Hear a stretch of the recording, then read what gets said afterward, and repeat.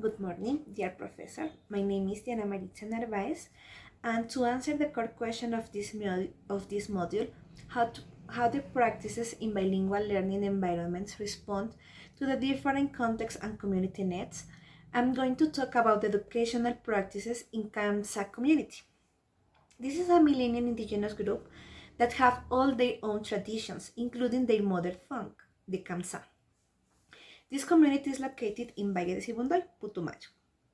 With the colonization, many of the indigenous groups here in Colombia disappeared, and the others leave many of their traditions. Kamsa community is one of the indigenous groups that have survived, but they have to adapt to the colonization and the new traditions. Fortunately, around 1990, the community realized that they were losing their cultural identity, and they started a decolonization process. Paulo Freire and Franz Fanon, among others, proposed decolonization as the process and practice of rehumanization in the face of the material and symbolic structures that besiege the humanity of human beings. The school understood that they have to rescue their traditions, including their native language. The colonization pedagogy had an important role in these teaching practices. Kansai School is bilingual by nature, thanks to ethnoeducation as a pedagogical practice here. When we talk about a language, it is not only to transmit a message or understand it, but it also means to perceive identity, social status, attitudes, cultural stereotypes, etc. For this context, the pedagogical practice that is applied is ethnoeducation.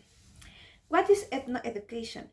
It is a pedagogical practice in which the school not only teach what is established by government, but also they teach all their tradition, all their cultural identity. So when a school is when a school has a ethno educational teaching practice, students are are understanding their culture, their roots, because they learn all what the culture is.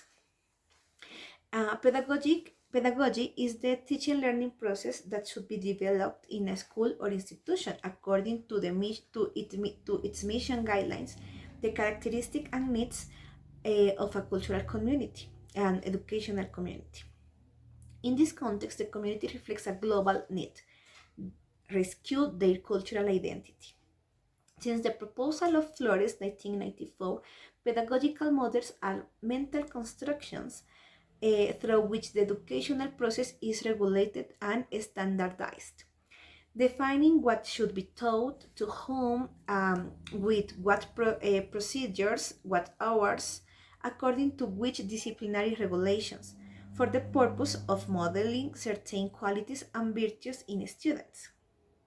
Having in account this definition, I can affirm that ethnoeducation is the pedagogical bilingual path that this community is following in order uh, to learn and teach.